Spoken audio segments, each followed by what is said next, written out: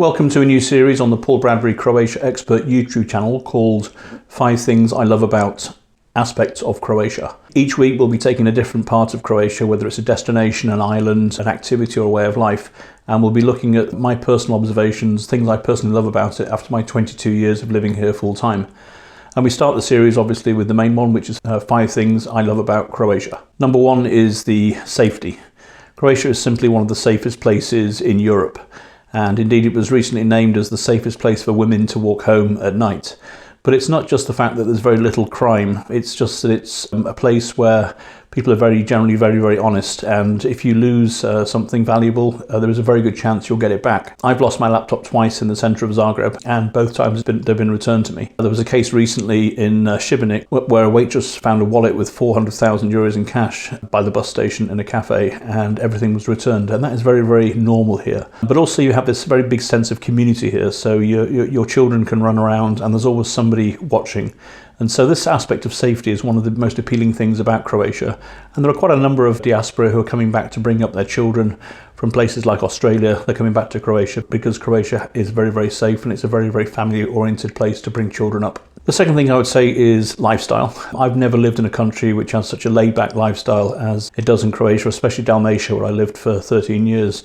I always wondered when I first came here why the cafes were so full and when people were doing the work. And then I realised that people here were actually working in the cafes and a lot of business was getting done there. And people here work to live rather than live to work. And that's a huge difference here. And just this mentality, this Mediterranean lifestyle, especially in Dalmatia and parts of Istria perhaps, is a really attractive way of life here. The third thing would be authentic experiences. This is a country of less than 4 million people these days, unfortunately, but everywhere you go, every single village, they have their own traditions, their own particular way of doing things, and you can go around and try so many things in this country that you can't find anywhere else in the world. Probably the best example of the diversity of culture that I've come across is in Vinkovci, the oldest continuously inhabited town in Europe, which is in eastern Croatia. And every September they have the Vinkovačke Jeseni, and this is just an outstanding folklore festival where you have all the villagers dressed up in their traditional robes, and they have the traditional songs, their instruments and their drinks and food and so on, and it's just really staggering, the diversity of this country and the traditions that people hold very dear to themselves, and they proudly continue the traditions of their ancestors. Number 4 would be gastronomy. Coming from Manchester, where my tomatoes grew in supermarkets 24/7, I was really blown away when I first came to Croatia, just at the absolute freshness and quality and taste of the produce that I'd found here. Everything here, when I first came, was very seasonal, and so you could only get tomatoes in the season, in the summer, and to me that was a very strange thing to do. But what I learned very quickly was that what Croatia has is really high quality, and you learn to adapt to the seasons. And so you look forward to March, where you have the wild asparagus season, fantastic stuff, and then you have tomatoes in the summer, and then towards the November time you have the huge mandarin harvest when all the kids turn orange and so on.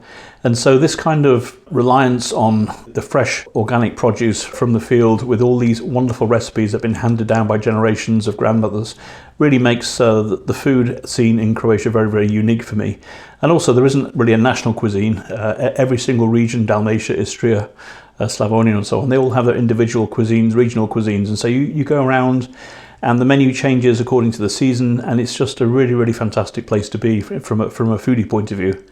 And let's not forget the wine. In this era of generic wines where everything is a Merlot or a Chardonnay or a Cabernet, Croatia has 130 different wine varieties, including the original Zinfandel. And so you have so many different microclimates here. You have the island of Hvar, for example, which has 7 indigenous grape varieties that only grow on the island.